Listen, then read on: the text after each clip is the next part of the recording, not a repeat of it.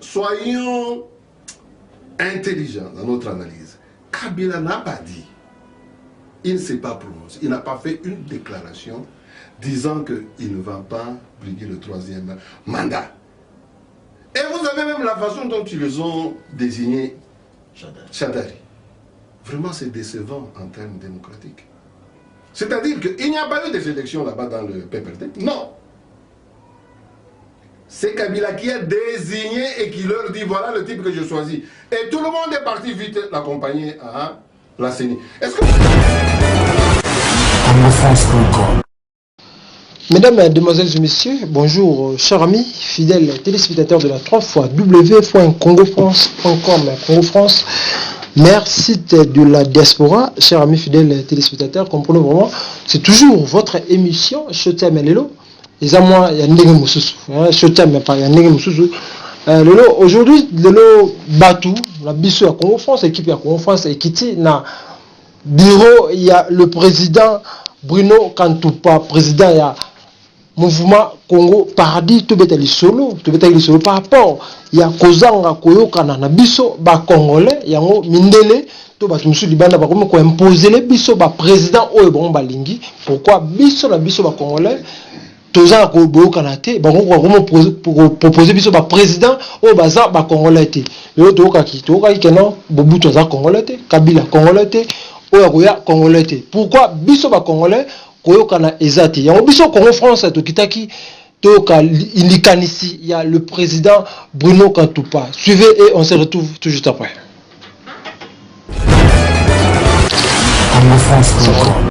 Vous savez que c'est l'histoire de l'aspiration à la démocratie. Cette aspiration est au cœur de la lutte qu'a menée notre peuple depuis 60. Même avant l'indépendance, il y a eu des élections. Et c'était renforcé après l'indépendance. Vous savez, il y a eu des élections avec Patrice Lumumba qui était élu. Il y avait Tchombe aussi qui était élu. Mais vous voyez, ça a créé une telle confusion. Et ça a mené à une crise. Et qui a vu s'imposer au pouvoir, ou être imposé, quelqu'un comme Mobutu. Et voilà, nous avons vécu pendant des années, une trentaine d'années, avec un homme qui a dirigé sans partage le pouvoir. Bon, écoutez, il y avait une certaine stabilité, il y avait une certaine paix. Les gens peuvent aujourd'hui lui reconnaître cela. Oui. Mais voilà que je dois ici faire ressortir le fait que nous avons eu plusieurs fois des transitions qui ont raté. Alors, quand les gens sont partis à la table ronde, vous savez, les Congolais d'abord étaient unanimes avant d'aller à la table ronde, qu'ils avaient tous besoin de l'indépendance. Donc il n'y a pas un Congolais qui pensaient autrement. Tous voulaient de l'indépendance. Alors, je veux insister sur cet aspect parce que il faut toujours revenir un peu à l'origine. Quelles étaient les aspirations du peuple sud? Parce que tu m'as posé la question, est-ce que le peuple a eu son compte? À l'origine, qu'est-ce que les Congolais ont voulu? Ils ont voulu être libres des Belges. Ils ont voulu qu'ils puissent diriger leur avenir, leur destin, seuls, être indépendants et jouir de leur pays. Vous voyez? Bon, écoutez, cette aspiration était unanime. Tous voulaient l'indépendance. Mais après la table ronde, nous savons que même à la table ronde, cette unanimité existait devant les Belges que tous voulaient sans tergiverser l'indépendance, et l'indépendance est immédiate. Cette unanimité avait fait que on a fait appel à Lumumba qui était resté au pays. Mais le problème, c'est qu'après la table ronde, quand les gens rentrent, la période maintenant transitoire, maintenant pour mettre en application cette aspiration qui était la démocratie et l'indépendance. Et comme les gens étaient unanimes, mais il y avait quelque chose qui manquait, c'est qu'il n'y avait pas unanimité sur le programme, la politique qui devait gérer le pays, qui devait gérer le pays. Donc, tout d'un coup, les acteurs politiques se retrouvaient devant un problème sérieux, le partage du pouvoir et l'idéologie politique qui devait gérer le pays. Là, on avait failli. Ça a créé la crise et cette crise a forcé qu'on puisse avoir un homme imposé comme Mobutu. Alors je parlais ici de transition. Alors, nous avons été avec Mobutu pendant une trentaine d'années. Encore une fois, après avoir expérimenté cette dictature qui finalement avait dégoûté tout le monde, les gens disent Bisotoboy Mobutu, régime naïe, vraiment, bazoïba. Vous comprenez? Bazoïba, bazo développer Mboka, T. Bisoba Congolais, tout ça, vraiment, la richesse est belle. Mais tout le monde dit que Mobutu n'a pas baninga naïe. Bazo s'enrichir, ils se réjouissent sur notre dos. Malgré la paix et la stabilité que Mobutu semblait donner, mais les Congolais étaient encore unanimes. Vous vous rappelez l'histoire des 13 parlementaires. Il y avait encore cette unanimité qui était dégagée. Alors, je tiens à faire ressortir cet aspect-là de l'unanimité. Parce que nous en avons besoin encore aujourd'hui. Donc, à chaque étape décisive dans notre pays, cela n'est pas particulier au Congo. Mais c'est un principe qui s'applique partout où les êtres humains font un effort pour changer leur destin. Il y a toujours unanimité pour renverser l'ordre existant et donner la chance à un nouvel ordre. Ça a été le cas jusque-là. Les Congolais ont toujours réussi quand ils ont été unanimes pour la promotion d'un nouvel ordre politique. Ça a été le cas en 60, ça a été le cas en 92. Mais là où nous avons failli, même en 2006, nous ne pouvons pas dire vraiment qu'il y avait unanimité en 2006, parce que vous savez l'histoire de Sun City. Et nous savons que les enjeux avec Sun City, c'était une intervention militaire. Donc ce n'était pas vraiment une aspiration populaire et démocratique, contrairement aux protestations qui avaient amené Mobutu à la conférence nationale, contrairement à la protestation congolaise populaire qui avait amené à l'obtention de notre indépendance. Mais cette fois-ci, donc en 1998, quand FDL est entré, c'est en 1998, n'est-ce pas? Donc ce n'était pas une protestation populaire comme telle. Donc il y a eu une incursion militaire. Mais cette incursion militaire avait été facilitée par une protestation populaire qui avait, n'est-ce pas, paralysé le fonctionnement de l'État. Et ces groupes armés sont entrés, ils ont récupéré la situation, et voilà, ce sont eux qui ont été à Sun City pour négocier le régime que nous avons démocratique, que nous avons aujourd'hui. Je ne peux pas comparer cette transition-là, cet élan à l'élan de 1960 ou même à l'élan de 90. Parce que les deux élans de 60 et 90, ils n'ont pas connu vraiment donc n'est-ce pas, l'entrée en jeu des forces militaires maintenant qui deviennent importantes dans les décisions politiques. Donc nous avons maintenant une autre forme qui est entrée, c'est un aspect militaire. Et vous allez voir que nous avons eu nous avions le système 1+4. Dans 1+4, pourquoi moi je ne parle pas d'unanimité là? Parce que vous voyez dans 1+4, quelqu'un qui était prominent et qui était, n'est-ce pas, central dans les protestations de 1990, Tshisekedi n'était pas parmi les 4 vice-président. Donc vous voyez que c'est déjà un problème en ce qui concerne l'unanimité. Donc il n'y avait pas une représentation des aspirations populaires du peuple. Donc quelque part, cette aspiration populaire a été volée. On nous a arraché cette aspiration populaire. Sommes-nous satisfaits de ce processus? Parce qu'en fait, ceux qui ont dirigé le pays jusqu'alors, ce sont des forces qui ont été appuyées militairement et qui ont eu gain de cause aux accords de San Cité. Parce que ce sont eux-mêmes qui avaient dominé la composition du régime. C'est-à-dire nous avions Mbemba, qui avait aussi résolu une démarche militaire. Nous avions Rubelwa, qui était donc un acteur avec RCD. Nous avions Zaidi Ngoma, qui était membre de RCD. Et puis nous avons Kabila. Mais il est venu avec AFDL. Vous voyez que c'était dominé par les forces rebelles et militaires. Alors je vais dire que cette unanimité populaire, pour moi, elle n'a pas existé quand on fait référence à la transition de 2006. Comprenez? Donc, au mouvement qui a mené au nouveau régime que nous avons actuellement. Donc, quelque part, les aspirations du peuple congolais n'avaient pas trouvé leur compte.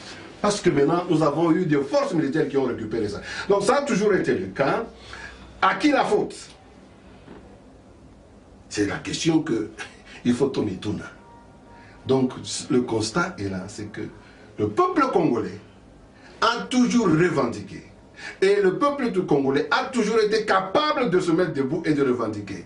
Le peuple congolais a toujours été capable, de manière unanime, de revendiquer clairement le bonheur ensemble. Nous avons besoin de prendre conscience que notre pays est riche et beau. Nous pouvons jouir tous ensemble et partager ces ressources ensemble.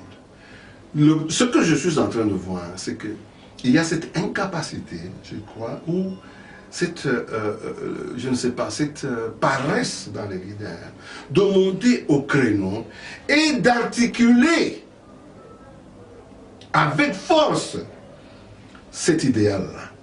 Mais au contraire, vous allez voir que les leaders, comme en 60, ils se précipitent pour aller dans leur base et se prévaloir en tant que potentiel candidat présidentiel qui peut gagner les élections.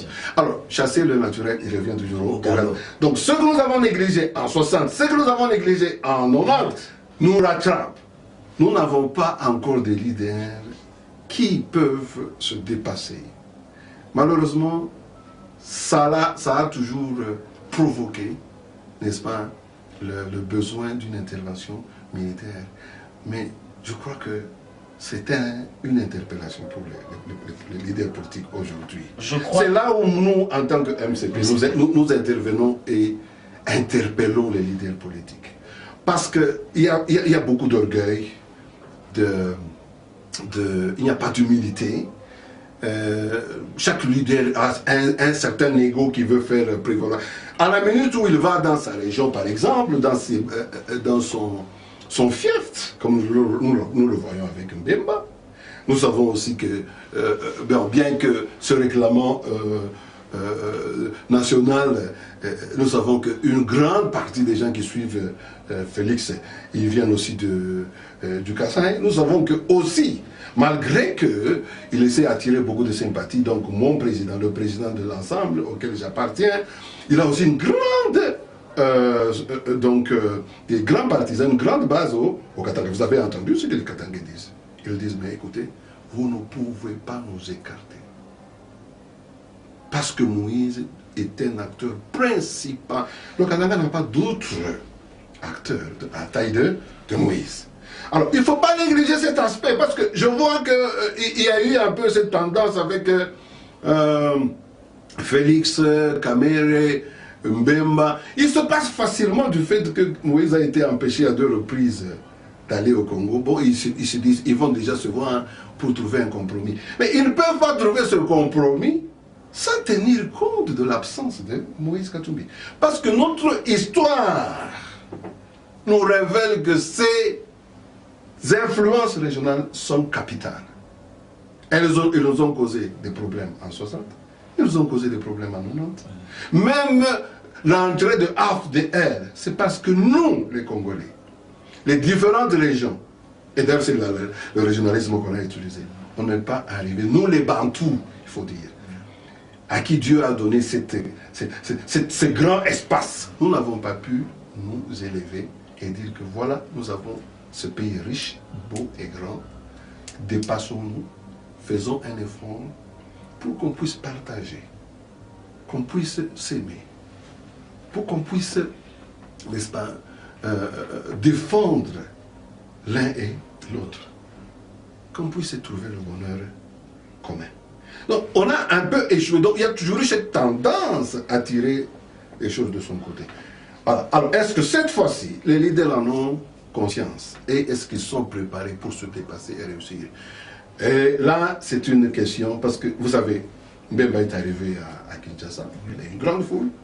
Mais quand vous voyez Mbemba arriver à N'Guémena, vous voyez un peu, est-ce que même les gens qui le suivent là, ils connaissent vraiment Mbemba à fond? Comme ils réagissent parce que bon, c'est quelqu'un, moi, Nambouk Azongi, bon, pour aller. Et je sais que si Félix Tshisekedi allait demain à Kabeka-Mwanga ou bien à Mbujimayi, il recevra la même suivi, la même foulée de gens. Je sais aujourd'hui que si aussi Moïse Katumbi va au Katanga aujourd'hui, ça sera la même chose.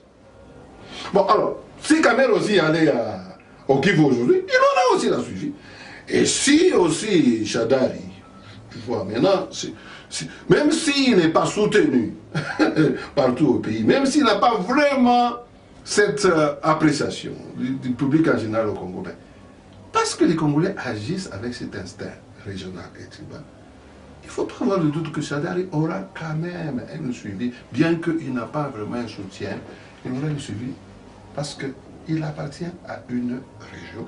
Et les Congolais ont toujours réagi sur base régionale. C'est pourquoi je disais que, pour moi, MCP, je trouve que ce sont des réalités dont il faut toujours tenir compte. Je crois que nous avançons très bien.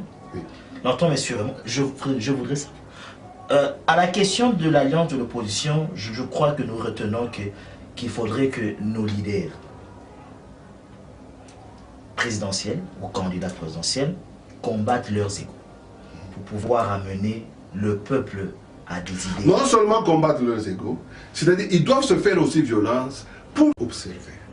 Vous savez, tout le monde a attendu. Le secrétaire des Nations Unies devait venir à Kinshasa, Kabila devait aller à Luanda, on devait le recevoir par Lorenzo, Kabila est parti en Zambie, Kabila s'est éclipsé, il est parti pendant de nuit voir Kagame. Bon, il y a des gens qui ont défilé en France, bon, Lorenzo a été en France, bon, vous voyez que la question du Congo est préoccupante. Et jusque-là, Kabila n'arrivait pas à se prononcer sur oui ou non, il allait être candidat pour le 3e mandat. Écoute, on a présenté Shadari, mais je n'ai pas entendu Kabila déclarer de lui-même qu'il ne sera pas candidat au 3e mandat. Mais nous supposons que en présentant Shadari dans une réunion de PPRD et en voyant tous les grands leaders de PPRD accompagner Shadari à la CENI, nous supposons que Shadari est celui qui va représenter le PPRD. Donc le président de la République. Mais ne soyons pas naïfs, soyons intelligents dans notre analyse.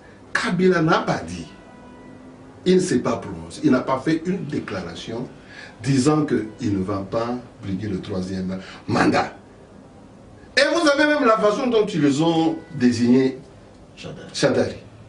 Vraiment, c'est décevant en termes démocratiques. C'est-à-dire qu'il n'y a pas eu des élections là-bas dans le PPRD. Non. C'est Kabila qui a désigné et qui leur dit voilà le type que je choisis. Et tout le monde est parti vite l'accompagner à la CENI. Est-ce que vous voyez un peu la scène? C'est-à-dire que tout ce temps, le secret était dans le cœur de Kabila. Comment il le faisait? Peut-être il consultait les gens, ou je ne sais pas comment il a procédé. Mais ce que nous savons, c'est qu'il n'y a pas eu un processus démocratique. C'est le chef qui a parlé et les gens... Bon, c'est regrettable un peu pour notre démocratie. Si le chef de l'État se comporte comme ça devant ces gens, et ce débat n'a pas été transparent, n'a pas été ouvert au public. C'est là où je reviens à ta question. Est-ce que le peuple congolais a son compte dans ce processus, tel que Kabila est en train de procéder avec les choses? Donc ils vont dire, bon, écoutez, Kabila, il montre qu'il est quand même sage, ce qu'il avait promis, il est en train de le réaliser, mais il y a encore des questions qui restent en suspens. Et puis il y a des questions quand même. Est-ce que vraiment nous pouvons avoir l'espoir que nous aurons une démocratie qui va satisfaire l'aspiration du peuple congolais? Quand on voit comment les gens de PPRD se font dicter par leur chef comme ça, et tous, ils agissent comme si ils n'avaient aucune opinion chacun à exprimer. En tout cas, c'est regrettable d'un côté pour moi. Je suis un peu déçu par l'attitude de l'élite congolaise qui se trouve dans le corps. Parce que ça n'a pas été un processus transparent. C'était vraiment dans les mythes. Et c'est le président qui a désigné. Il y a tout le monde dessus. Vous voyez un peu les questions qu'on peut poser aujourd'hui. Chadari, c'est l'oncle de Kabila. C'est le petit frère de maman Sifa. Parce que le peuple a son compte quand un président ne dit pas ces choses. Sur cette note, très Ne dis pas ces choses à ce peuple. Ne laisse pas le peuple l'interroger sur ce fait. Est-ce que c'est vraiment la technologie? Est-ce que Kabila est parti ou il est toujours là? Non, c'est une très bonne chose. Là, vraiment, donc je crois qu'aujourd'hui, nous parlons maintenant du pouvoir absolu, de la vraie valeur que le peuple doit avoir et le peuple a, qui est remis en cause, en question. Sur le sujet, est-ce que le peuple retrouve son compte? Je viens de vous entendre ici plutôt, vous parliez du président de l'ensemble, Katumbi, oui, qui est absent au pays, et qui cela fragilise quelque part un peu la réputation du peuple katangais. Mais nous aimerions savoir, par l'absence de Katumbi, parce que pour certaines personnes, Katumbi a très bien fait son mandat pendant il était gouverneur. Oui. Mais est-ce que ce mandat a-t-il profité, a eu compte au peuple katangais d'abord et au peuple congolais en général? Écoute, moi je vais répondre de cette façon-ci.